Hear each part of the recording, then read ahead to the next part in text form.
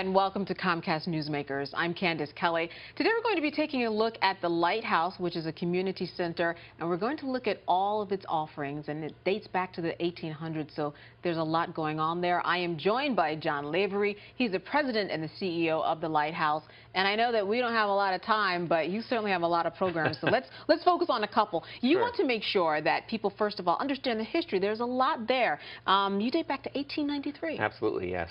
And basically, the Lighthouse has been around providing services since that time and really been a pioneer in lots of different ways. For example, the Meals on Wheels program that's so prevalent throughout the nation began at the Lighthouse. It was based upon an English model, and our founder, Esther Bradford, developed that model for the states and brought it to the Lighthouse. Wow. So all ages. I want to start with preschool in terms of the offerings there. I also want to point out that it's not hard to walk in and get services from the Lighthouse. Absolutely. You can walk in our front door anytime you want. We're open from 7 to 7 every day. You can walk in the front door, and whatever you're looking for, we can go in and help you. Preschool, sports, and then I also understand after-school programming, senior food pantry. All right. Absolutely. Talk to me a little bit about what you offer by way of preschool. We have 350 children who are in Head Start preschool programming with us. So, you know, we serve you for the entire 3-, 4-, 5-year-old, and then we transition you to a charter school beyond that. So basically, we have families that begin with us at 3 years old and continue all the way through to their senior citizens. All right, and what do you have by way of sports?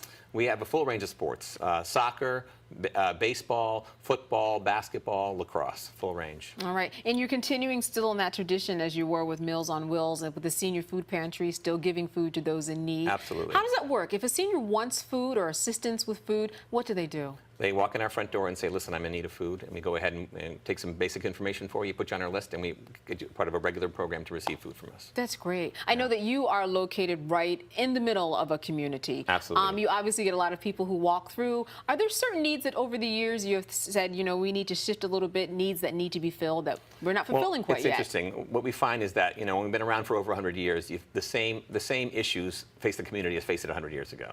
We have issues of hunger, we have issues of education, we have issues of economic opportunity, and we have issues of, you know, how do you respond to the ongoing issues of substance use in our community. So basically, while the names change, the generations change, those problems have been prevalent in our community for a long time. So for us, we're looking for creative ways to sort of respond to old problems. New solutions to old problems is how the Lighthouse kind of views it. And I think what's a real testament is your Lighthouse babies, as you've told me about. What does that mean? Basically, you know, we have people who, I have employees with me who've been employees for 37 years who began as Lighthouse babies with us. They came here for our preschool programming as 3-year-olds and are now employees.